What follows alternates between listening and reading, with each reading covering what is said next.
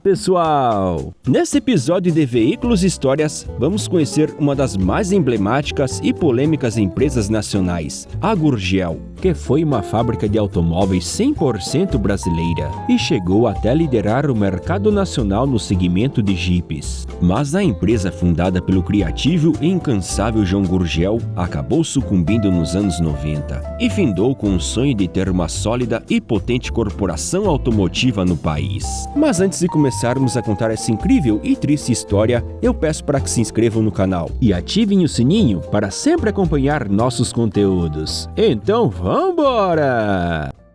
João Augusto Conrado do Amaral Gurgel nasceu no dia 26 de março de 1926, na cidade de Franca, no estado de São Paulo. E desde criança, sempre teve inclinação para a mecânica. E quando cresceu, conseguiu ingressar na Escola Politécnica da Universidade de São Paulo, a USP. Ainda antes de ingressar na faculdade de engenharia, sonhava em fazer um automóvel, e seu instinto criativo o levou a criar um carro anfíbio ainda durante sua graduação, sendo um curioso e estranho veículo de 3 rodas que poderia andar na água. E era movido por um motor de avião. Durante seus estudos na escola politécnica, um de seus professores lhe diria algo que guardaria por toda a sua vida. Carro não se fabrica, Gurgel, se compra. Ao terminar sua graduação aos 23 anos, acaba ganhando uma bolsa de estudos por causa de seu excelente desempenho. E a Gurgel foi estudar nos Estados Unidos na General Motors Institute, onde estagiou nas fábricas da GM nas cidades de Flint e de Pontiac, ambos no estado do Michigan. E João acabou trabalhando na Buick e na GMC na divisão de caminhões e ônibus. Por lá, ele testemunhou o uso do plástico reforçado em fibra de vidro como matéria-prima para a construção de uma carroceria para automóveis. E até pôde ver o nascimento de um dos mais famosos e aclamados esportivos da história, o Chevrolet Corvette, cujo design era de autoria de Harley Earl. Mas em 1953, mesmo ano em que os primeiros Corvettes foram feitos, Gurgel retorna ao Brasil ao concluir sua pós-graduação. De volta ao país, passou a trabalhar na filial da General Motors e depois na Ford. João acabaria sendo convidado pelo governo federal para estruturar o órgão GEA, o grupo executivo da indústria automobilística, que seria o responsável por moldar a indústria de automóveis no país. Em 1958, Gurgel criaria o seu primeiro empreendimento, a Moplast Moldagem de Plástico Limitada, na cidade de São Paulo, capital, e começou criando painéis luminosos em acrílico, sendo um dos pioneiros na área no país. Porém, a vontade de criar o seu próprio carro não saía de sua cabeça, e em 1960 criou o Mokart, um kart de competição que foi o primeiro do gênero a ser feito em série no Brasil, e tinha um motor monocilindro de 2 tempos feito pela própria empresa, com 125 cilindradas e potência de 6 cavalos, sendo que poderia chegar aos 10 quando preparado, e era capaz de chegar a 100 km por hora de velocidade máxima. No mesmo ano, a empresa lançaria o Gurgel Jr., que tinha uma curiosa proposta de kart de passeio e um design bem interessante, possuindo até um sistema de suspensão independente nas 4 rodas, que acabou fazendo muito sucesso, tendo mais de 500 unidades feitas, e muitas até foram exportadas para os Estados Unidos e Europa. Em 1961, João Gurgel apresenta seu primeiro carro para adultos, o Gurgel 2, que tinha 2 lugares e carroceria em fibra de vidro. Além de possuir um sistema de suspensões independentes, o motor tinha 130 cilindradas e um sistema de transmissão por polias, que era inspirada no sistema Varialmatic, criada pela fabricante holandesa DAF. A empresa também apresentou o modelo 3, e mais tarde seria chamado de Mokar, um utilitário de transporte para 400 kg de carga e pesava somente 180 kg, sendo indicado para indústrias e aeroportos. Em 1964, Gurgel saiu da Moplast e fundaria a concessionária Volkswagen Macan Indústria e Comércio Limitada, que continuaria a fazer e revender os produtos criados na outra empresa. Gurgel ainda criaria 2 brinquedos motorizados, o Gurgel Jr. 2, inspirado no Ford Mustang,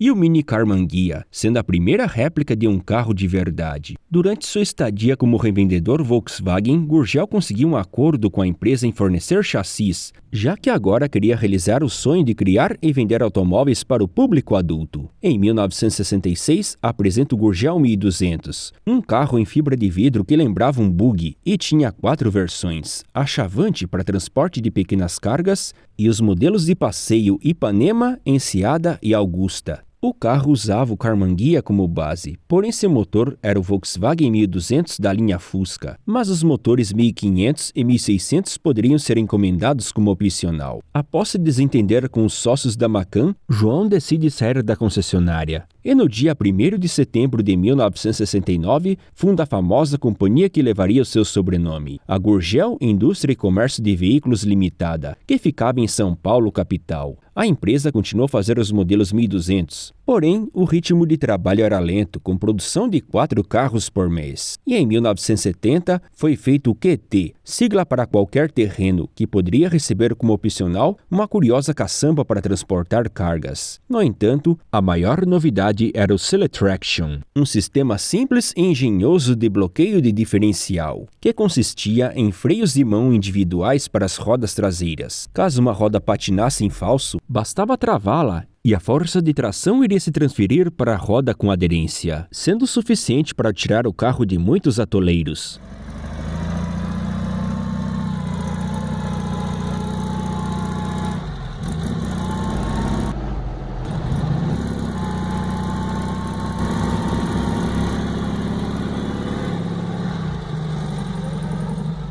No mesmo ano, apresentam seu primeiro bug de fato, o Bugato, com estilo original que era vendido em kits, mas só 20 exemplares seriam feitos. Em 1972, a Gurgel usaria sua primeira estrutura, a Plasteel, sendo substituto da plataforma Volkswagen, que consistia numa estrutura tubular entreliça revestida em fibra de vidro, proporcionando redução de peso, e era mais flexível a torções e não enferrujava. A nova estrutura seria usada no Chavante XT72, que mantinha a carroceria QT, e sua altura em relação ao solo foi aumentada para encarar terrenos acidentados. E apesar de não ser 4x4, conseguia concorrer com Jeep Willys e Toyota Bandeirante por causa do Selec-Traction. Outra vantagem era o seu preço competitivo, sendo bem mais barato que a concorrência. Em 1973, surge a versão XT73, com suspensão reforçada e poderia vir com motor Volkswagen 1600 e teto rígido como opcionais. As vendas do Chavante foram muito boas e em 1974 já tinham feito 500 exemplares. Também esse ano criaria a versão XTC com carroceria maior para levar 4 passageiros. A Gurgel estava até exportando seus produtos e a fábrica em São Paulo já estava pequena para tanta demanda. E então, inauguraria uma nova planta na cidade de Rio Claro, no estado de São Paulo. Nessa época, João Gurgel também desenvolveu um curioso veículo anfíbio Transa com tração 6x6 e motor Volkswagen 1600, sendo inspirado no canadense ODG Argo. O curioso carro até despertou a atenção das Forças Armadas, porém, o projeto não foi adiante. Com a crise do petróleo ocorrida em 1973, as fabricantes de automóveis se mobilizaram em criar motores mais econômicos. Mas João Gurgel foi além, já que em 1974 foi apresentado o primeiro carro elétrico da América Latina, o modelo urbano Itaipu E150, em homenagem à grande hidrelétrica que estava em construção no Paraná. O carrinho de 2 lugares pesava somente 460 quilos e 2,65 de comprimento, que foi uma grande sensação, sendo que a Gurgel pretendia lançá-lo no ano seguinte e desenvolvia um pouco mais de 4 cavalos. Porém, sua autonomia era somente de 80 km e sua recarga demorava 10 horas. E infelizmente o modelo nunca foi produzido em série. O Jeep Chavante continuava sendo um grande sucesso de vendas e em 1975 lançariam a versão X10, um modelo aperfeiçoado com maior ângulo de ataque no fora de estrada e poderia ver com capota rígida e portas, se tornando um legítimo veículo fechado. A empresa também pensou nas Forças Armadas e criou o modelo X12M e logo seria lançada sua versão civil. Em 1976, a Gurgel ampliou a sua linha de produtos ao apresentar o utilitário X15 de cabine avançada, que fora desenvolvido inicialmente para as Forças Armadas, mas logo seria vendido ao público civil. Em 1978, o Chavante teve pequenas alterações estéticas, incluindo as lanternas traseiras da linha Chevette, além da adoção do cinto de segurança de 3 pontos. Mas no ano seguinte, o veículo teve seu interior alargado, melhorando o espaço interno e o conforto a bordo, Com 10 anos de atividades, a Gurgel já liderava o mercado no segmento de jipes utilitários, pois não era beberrão feito Jeep Willys, e era bem mais barato do que o Toyota Bandeirante. Em 1980, apresenta a linha G15 de utilitários, que tinha o X15 como base e poderia haver na versão picape com capacidade para 700 kg, e logo foi ampliada para 1.050 kg, que poderia haver também versões especiais como furgão, ambulância e até motorhome.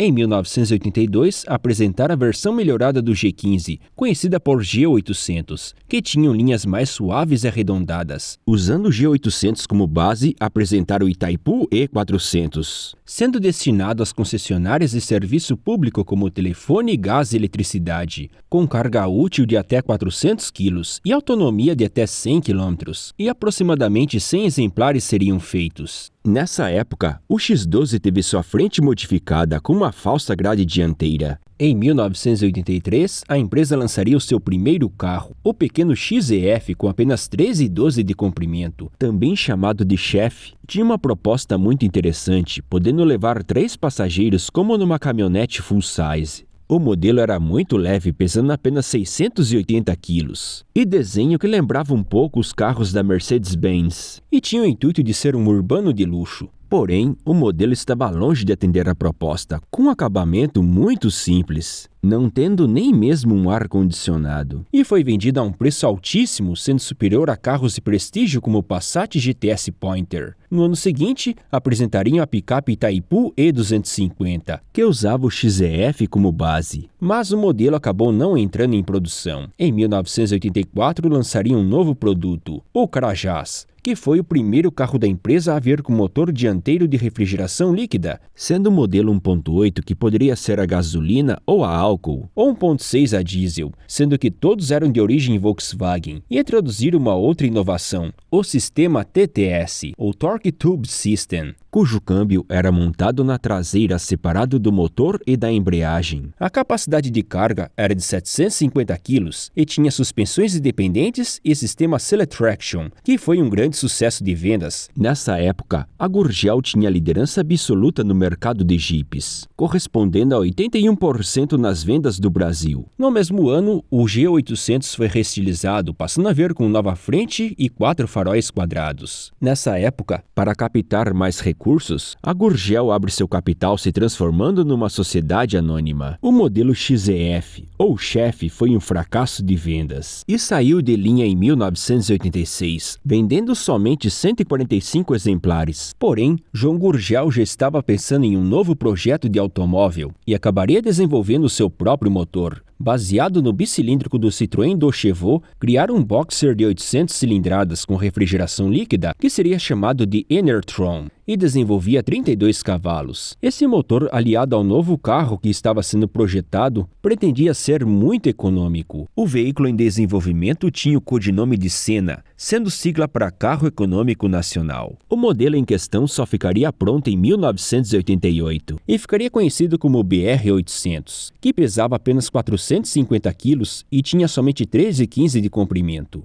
E a promessa de economia foi conseguida com êxito, podendo fazer quase 20 km por litro. A planta de Rio Claro foi ampliada para o novo carro e também compraria um terreno em Eusébio, no estado do Ceará, onde construiria uma segunda unidade para fabricar componentes mecânicos, além de fazer automóveis para as regiões Norte e Nordeste. A Gurgel também criaria versões picape, furgão e van do BR-800. Porém, seus usos seriam limitados a cargas leves e em perímetro urbano. No mesmo ano, o X12 saía de linha para dar lugar ao novo e moderno Tocantins, vindo com faróis retangulares, e poderia vir com capota rígida e rodas de aço estilo Daytona. O nome foi inspirado no jovem estado que fora criado no mesmo ano. Em 1990, a Gurgel criaria um carro ainda mais minimalista, o Moto Machine, que tinha 2 lugares e apenas 2,85 de comprimento, que inicialmente foi vendido aos acionistas da empresa. O carro tinha as portas e a capota desmontáveis e poderia vir com pintura estilo Arlequim, tendo cada parte pintada numa cor diferente. a Gurgel fazia 250 carros ao mês e criara um sistema giratório de montagem com 6 braços, que ficaria conhecida por Rotamac, e permitia fazer um carro a cada 20 minutos. Em 1991, a unidade de Eusébio, no Ceará, foi inaugurada. Porém, os equipamentos para a nova planta funcionar ainda não haviam sido comprados. Para a construção da nova fábrica, houve cooperação dentre os estados de São Paulo e do Ceará. No lado paulista, o Banespa emprestou 13 milhões de dólares. E no lado cearense, o Banco do Nordeste estava inicialmente receoso em conceder empréstimo. Mas o Banco do Ceará entrou como fiador, já que a empresa tinha fama nacional e poderia gerar muitos empregos diretos e indiretos. No entanto, essa expansão veio no momento ruim. Primeiro porque o governo federal, presidido por Fernando Collor de Mello, tomou medidas como isentar de IPI todos os carros com motores menores de 1.000 cilindradas. E assim, automóveis como o Uno Mille foram beneficiados, ficando até mais baratos do que o BR-800. Outra medida foi a abertura do mercado aos importados. E assim passaram a ver muitos produtos que eram novidade e chamavam muito mais atenção. Outro problema era que os produtos da Gurgel eram muito espartanos e não ofereciam equipamentos e acabamentos que os seus concorrentes tinham. Alguns rivais de mercado chegavam até a ser mais baratos, mesmo sendo importados, que foi o caso do Lada Niva. Dessa forma, o interesse nos carros da empresa diminuiu gradativamente. Para driblar essa situação, em 1992 lançaram o modelo sucessor do BR-800, o Super Mini, cuja potência do motor subiu para 36 cavalos. E teve melhoras no acabamento e na ergonomia.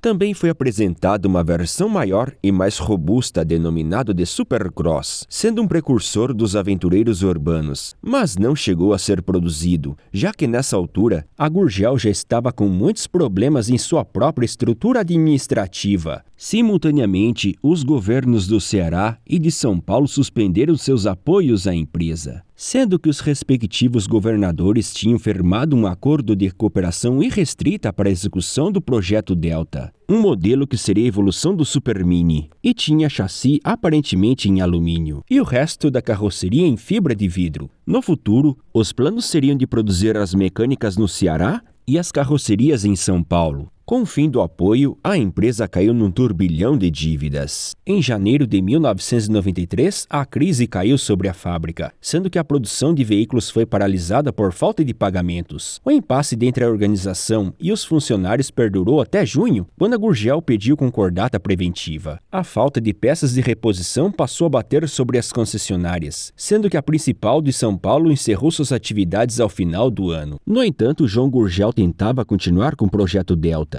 e até apelou para o governo federal, chegando até a pedir para o presidente Itamar Franco que investisse na empresa. Porém, nem ele e nem o Ministério da Indústria, Comércio e Turismo aceitaram a proposta. Fora da esfera governamental, até propuseram compartilhar a administração dentre os concessionários, funcionários e João Gurgel, mas ele não quis saber de interferência nos seus negócios. A empresa ainda faria mais uns poucos automóveis nesse processo de crise severa. E, finalmente, no dia 14 de fevereiro de 1995, a Gurgel encerra suas atividades, após praticamente 25 anos, e uma produção aproximada em 43 mil automóveis. E mesmo falido e endividado, João Gurgel continuou com seus projetos, sendo que em 1995 apresentaria o Moto4, que era um intermediário entre moto e automóvel e usava estrutura mecânica do Delta, que não tinha portas, para-brisa ou teto. No entanto, Gurgel estava tendo problemas sérios de saúde e se aposentou em 1997. Com o impasse das fábricas, gradualmente vândalos foram depredando suas plantas e ladrões roubavam tudo o que podiam. No início dos anos 2000, Gurgel foi diagnosticado com mal de Alzheimer. A partir dessa época, muitas tentativas de leilão dos itens foram feitas, mas nenhuma teve sucesso. O registro da marca Gurgel havia se expirado em 2003 e o empresário Paulo Emílio Freire Lemos acabou adquirindo no ano seguinte, pagando somente R$ 850 pelo registro da marca, causando indignação nos familiares de João Gurgel, já que não foram consultados e decidiram processar o empresário. Em 2007, a Prefeitura de Rio Rio Claro desapropriou o imóvel, com o intuito de voltar a utilizar os barracões para outras empresas. E ainda, alguns carros inacabados sobreviviam no local. E no dia 30 de janeiro de 2009, falece João Augusto Conrado do Amaral Gurgel, aos 82 anos, sendo uma das figuras mais marcantes da história da indústria nacional, que tinha muita imaginação, criatividade e era incansável, conseguindo levar sua fábrica mais longe do que qualquer outra fabricante de automóveis do país. No seu auge, a empresa exportava para mais de 40 países, além de vender seus produtos no mercado nacional, onde liderou o segmento de jipes por muitos anos. Apesar de toda a polêmica, Paulo Lemos conseguiu usar a marca Gurgel, que se chama Gurgel Motores, e a fábrica, que atualmente está em Três Lagoas, no estado do Mato Grosso do Sul, passou a fazer triciclos de carga ao estilo tuk-tuk, conhecidos como TA-01, cujo projeto é de origem chinesa e vem equipado com motor diesel, que a empresa considera como uma espécie de trator. Em 2008, até tiveram uma intenção de reviver o Tocantins, que viria com motor dianteiro de refrigeração líquida proveniente da Kombi, mas esse projeto não foi adiante. A partir de 2010, passaram a fabricar empilhadeiras a diesel e a gás GLP, cujo projeto tem origem chinesa, assim como o TA-01, e atualmente conta com 22 funcionários. E sua sede administrativa fica na cidade de Presidente Venceslau, no estado de São Paulo. E então, pessoal, o que vocês acham da história de João Gurgel e sua fábrica? Comentem, vocês têm ou já tiveram alguns de seus produtos? Digam suas experiências nos comentários. Espero que tenham gostado do vídeo. Assim eu vou pedir o de sempre, que deem um like e compartilhem com todos os fãs de automóveis e mecânicas. E eu me despeço ao ronco de um Gurgel. Até logo e fiquem com Deus!